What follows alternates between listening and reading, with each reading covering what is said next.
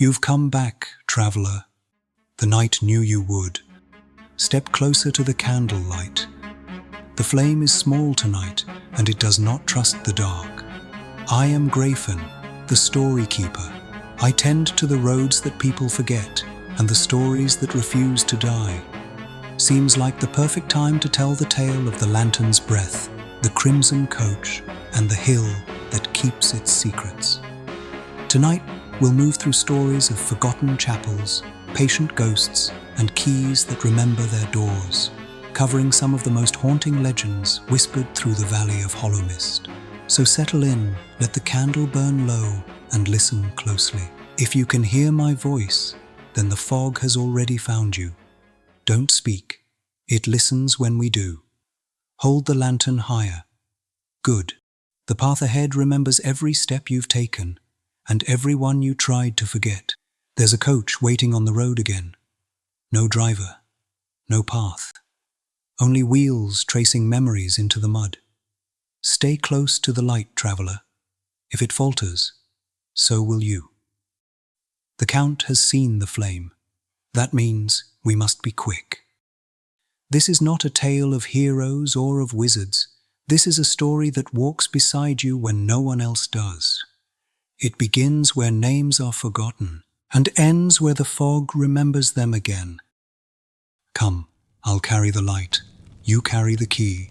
You will check your pockets for a map you never owned. And then the hedge will open like a mouth relieved to find your name again, and the fog will welcome you home. We walked it together, you and I, though we did not speak at first. The night has its own language and hates to be interrupted. Grass bowed under our steps as if apologizing. Somewhere out in the dark, something small made an honest sound and fled.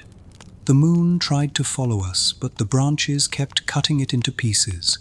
Do you remember the first signpost? It wasn't a sign at all, only a plank where letters used to be. The wood smelled of thunder. When I touched it, my fingertips came away black with soot. And still, I felt like smiling. I have always loved places that forget their names and wait for us to guess them. The second signpost carried a single word carved so deeply the grain could not heal. Forward. No distance, no promise, just the command. Roads like that do not lead you where you want to go. They lead you where you are already going.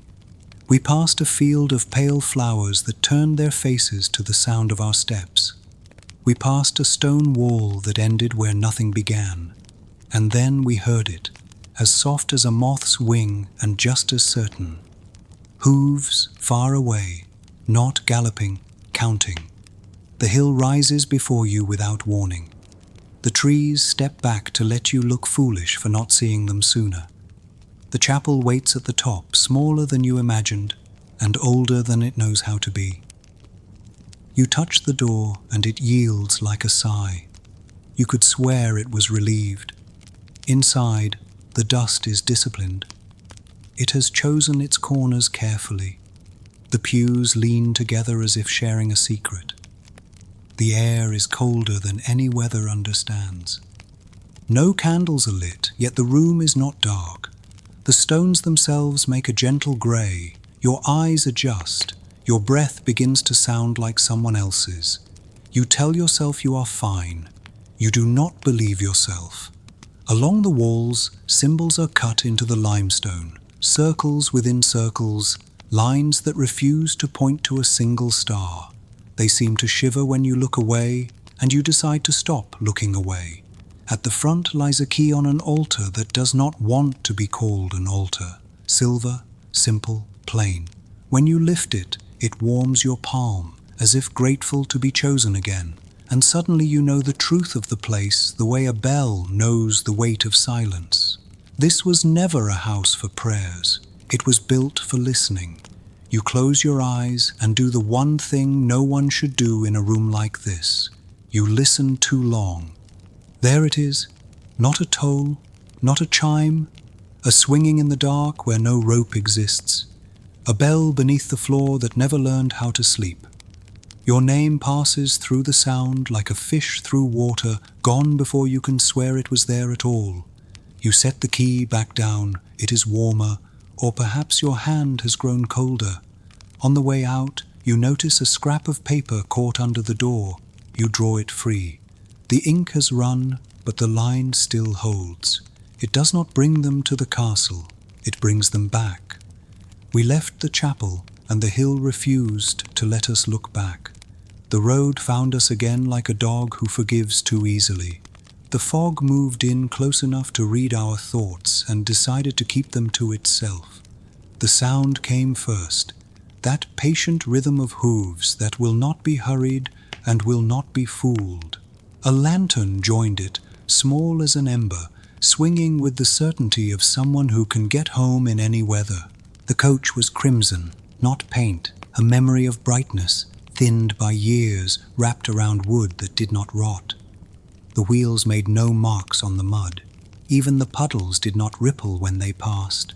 The driver wore a hat with a brim low enough to discourage questions. He kept one hand on the door and the other near the lamp, steadying the flame as if it were a breathing creature that trusted him.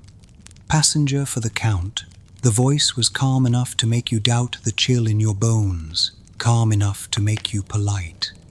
You looked at me. I looked at you. We made a small mistake together. We nodded. The door opened inward to somewhere that wasn't there. The seat across from us held a book bound in silver thread. The air smelled faintly of iron and rain on slate. The coach moved, not forward, not even through, simply away from the idea that we had ever been in the place we were no longer in. Villages slipped by, each dimmer than the last, faces in windows turned towards something we could not see. Crossroads approached and decided against themselves. A bridge arched for a river that had forgotten the trick of water. We did not speak. The coach was doing the talking, and we were the words it wanted to arrange. The driver did not glance back. He didn't need to. He knew exactly when we began to doubt the book. He knew exactly when you would reach for it. Do not read. The voice again, softer, as if speaking to a child who does not yet understand the kindness of refusing. It is written in a tongue that remembers your thoughts before you do. You withdrew your hand. The book exhaled. The lamp brightened just enough to let us see how far we were from where we began. Far enough to make returning an act of belief rather than a choice. You can feel a book judging you for leaving it alone. Pages sulk, spines complain. This one did not sulk. It waited like a well. The stitching caught the lantern light in a way that made your skin remember old winters. The thread was not metal. It was some other bright thing that had learned metal's tricks. The cover held no title, only a circle scored so deeply the board would never forget it. You let your finger hover above that circle and decide not to touch. Wise, not generous, wise. Through the glass, the land leaned closer.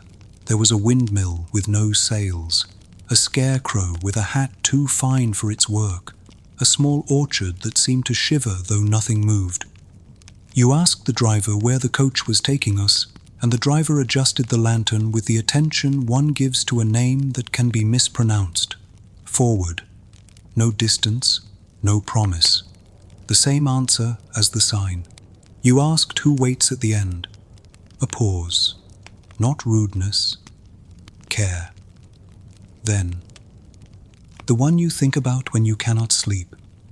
You were about to say the name out loud, and I shook my head. The coach was listening. The road was remembering. Names in such places are not garnish. They are doors. We traveled in a quiet that did not belong solely to sound. The kind of quiet you feel along the ribs.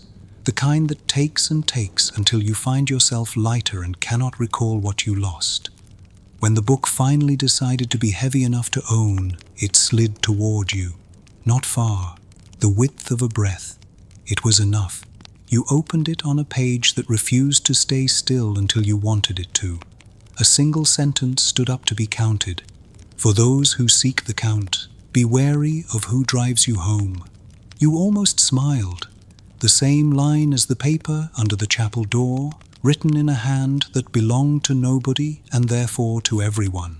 You closed the book and the coach approved. We felt it in the way the wheels tucked themselves under the body at the next bend, at the way the lantern settled into its arc. A ferry mastering a current. We passed through a village that had learned how to be ruined beautifully. A bell tower was caught halfway to falling, leaning like a listener who cannot decide where to put their weight. Laundry hung between broken windows, white flags of surrender that someone still remembered to wash. The book slid back to the middle. The driver kept his hand near the lamp.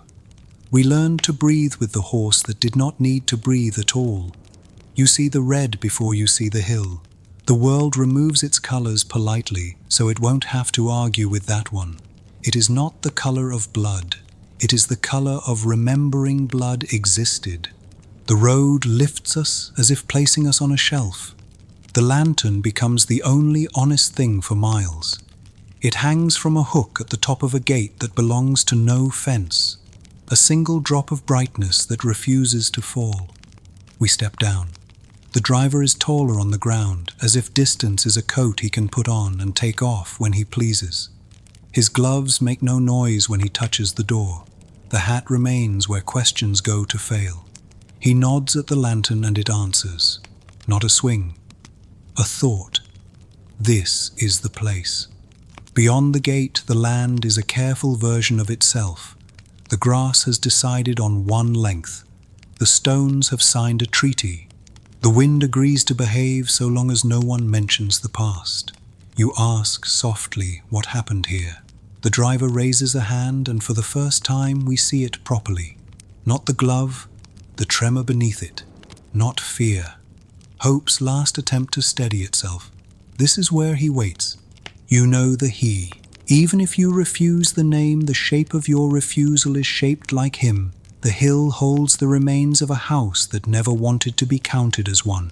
An arch here, a stair to nothing there, a floor still sure of itself in places that should have given up.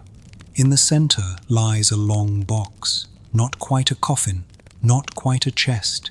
Each corner is carved with a mark that makes your head tilt without consent.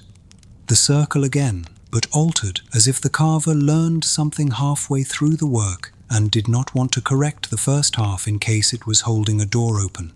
The driver loosens the glove on his right hand. He does not remove it. He sets his palm on the lid. The wood does not accept or resist. It allows. There is a difference. You can feel it in your teeth. You do not open it, you say. No. You do not bury it. No. What do? I keep the road between it and the world. You begin to understand the weight hidden in the way he keeps his shoulders level, in the way he never lets the lantern swing farther than memory can catch. You want to ask how many passengers he has delivered, how many he has refused. You do not ask. It is not that sort of place. Questions here are charged by the breath, and we have not brought enough coins. The hill drops the temperature by a degree you feel in your thoughts. Somewhere near the coach, a horse exhales in a way that says it has been patient for longer than the word patient knows what to do with. We do not open the box. We do not go closer. We watch as the driver presses his hand flat, steadying not the wood, not the box, but himself. The lantern burns redder for an instant, then settles back into its measured light. We return to the coach without speaking. The road knows what to do with our silence. Back in the village, the inn looks relieved to find us standing. The sign swings as if frightened of being still. The door opens more quickly than doors usually do for strangers. The keeper pours you something warm without asking what you prefer. He has already decided. It tastes like apples that learned how to survive last winter. We sit near the corner where stories always gather first. The keeper joins us with the unease of a man sitting beside his own ghost. You were seen, he says. The lantern takes attendance. You ask since when the coach comes. Since before I was born. Since before the well decided it did not like seeing its own face in the sky. Since before this roof learned how to groan in the right places. He means since always. He means since long enough to ruin counting. You ask who rides, the ones who speak too clearly to the dark, the ones who think their minds are stronger than mist. His smile would be kind if it were allowed to be. He taps the rim of your cup the way a father knocks on a door he does not want to open but must. He tells you a story because innkeepers are made of stories the way beams are made of wood. He owes you one for letting you come back. There was a year the coach came 3 nights in a row. That is not its way. It prefers patience. It prefers scarcity. The village did not sleep a single hour those days. We stood at our windows and pretended not to breathe. On the 4th night, a girl decided she was tired of pretending. She went to the gate and waited with her hair braided like a victory she had not yet earned. When the coach arrived, she did not hesitate. She climbed in as if she had been practicing the gesture her whole life. Her mother ran after barefoot, leaving pieces of her heart on the road like breadcrumbs. She reached the door. She grabbed the frame. The driver tipped his hat the way sailors salute storms. The girl looked back once.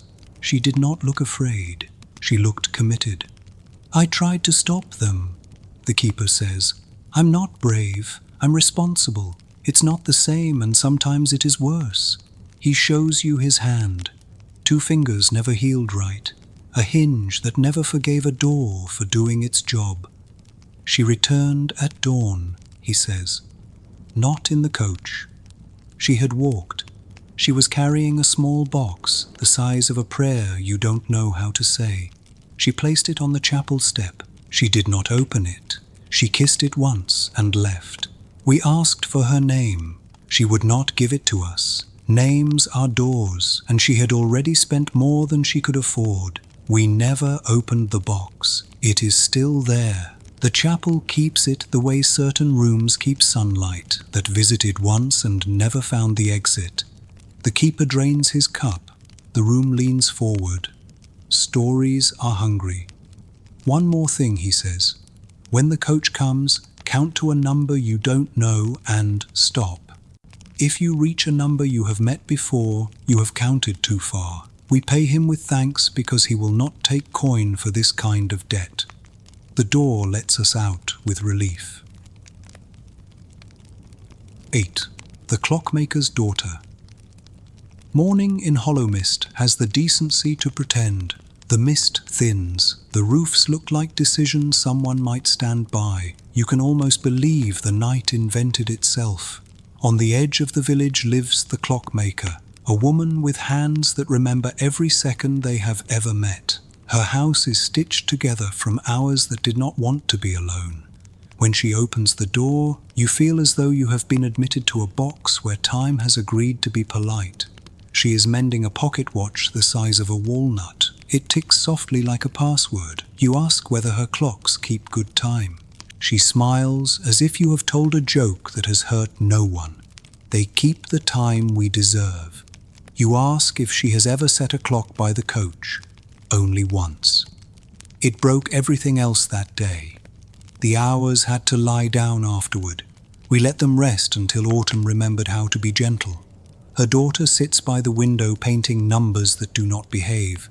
She looks at us with eyes that know how to count to the end of a road and still consider turning back. She asks if we have come to buy time. When we say we cannot afford it, she nods. "None of us can," she says. "It's why it costs so much." You ask about the hill, the box, the lantern. The clockmaker places the watch in our palm. It ticks with a patience that makes you want to apologize for every hurried word you have ever spoken. When it stops, she says, the coach will be at your door. Do not wind it. Do not plead with it. Let it rest. Let it earn you the silence you will need. You ask what the coach wants from those it carries. Not blood, not breath, not even your fear. It wants the thing you have held on to longer than it can bear, the thing that rusts your sleep, the old latch on the door of your heart that has squeaked for years and taught you to speak softly so you won't hear it. The daughter lifts a small wooden case from the shelf and presses it into your hands. The hinges have learned not to betray their owners. When the time comes, she says, put what you must inside. Close it. Do not look again. If you look again, you will have to start your life over from a moment that no longer wants you. We thank them with the kind of gratitude that makes the air easier to breathe. We leave before our questions breed more versions of themselves. The bridge hides in plain sight, which is the best way to hide if you are made of stone. It arches over a river that has decided to forget itself. The water is not absent, it is remembering how to be present. The coach is waiting when we arrive. The driver regards us the way a lighthouse regards a ship that has already chosen its rock. He tips his hat. The lantern leans with approval. We hold the small wooden case. It is heavier than it ought to be. That is how regret behaves when you give it a proper box. The driver speaks with a voice that's learned how to stand up straight in a storm. It is time. We do the foolish thing wisely. We ask what the price is before we agree to pay. The driver nods. The bridge likes questions asked in the open. He tells us the bargain plainly, as one does when there are no good versions of a yes. You will ride. You will not speak. You will not open what you have closed. At the hill, you will step down and lay it upon the box that does not belong to you. You will walk back without looking behind you. You will keep walking until the coach forgets your footsteps were ever born. We ask what happens if we turn our head. You know, he says. We do. Of course we do. Every story that lives long enough becomes a mirror. We climb in. The coach takes the bridge with the careful pride of a dancer who has made peace with their ankles. The mist thickens into memory. The air thins into attention. You feel the wooden case in your lap ask to be opened. You refuse it. You will have to refuse it again in 30 seconds, and again after that. Some refusals are practices we keep for the rest of our lives. The driver keeps one hand near the lamp, the other near the door. His shoulders are level. His breathing is a kindness he gives himself. You realize you are learning from someone who has no teacher. We crest the last bend and the hill accepts us as quietly as a mouth accepts water. The box lies where it lay before. It has grown neither older nor wiser. It does not welcome us. It does not object. It waits the way winter waits 3 miles north of your hands. We step down together. The driver holds the lantern a fraction closer to the ground. The red warms the weeds without touching them. You place the wooden case upon the long box. The wood meets wood like a promise kept in the least romantic way possible. Honest, humble, full weight given. You do not look behind you. You do not open what you have closed. The key in your pocket turns warm enough to be almost a burn. That is not a warning. That is a benediction. Somewhere deep beneath, something swings that has not had a rope in 100 years. The sound travels up through the hill, through the soles of your shoes, through your ribs, and lays its head in your throat to hear itself better. The driver bows to the box as if greeting a stubborn friend he loves too much to leave to his own devices. He does not touch it. He does not pray. He stands the way the last tree stands after the fire, honest about what it cannot do and what it refuses to stop doing. We begin to walk back. The coach waits with the patience of stone. The driver follows at a respectful distance, carrying the lantern like a fragile yes. Halfway down the hill, you remember a single thing you forgot to say. You consider turning your head. You do not. The silence applauds quietly, which is the only way silence knows how. At the bridge, the clock stops in your pocket. The watch has earned its rest. We do not wind it.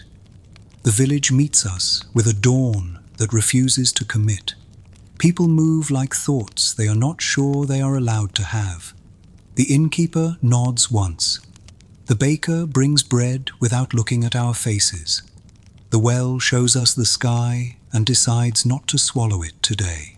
We lie down for the first time in too long and let sleep try its old tricks. It takes them out of a drawer, dusts them off, sets them in a row. We choose the one where you are younger and not better. We choose the one where you are older and finally kind.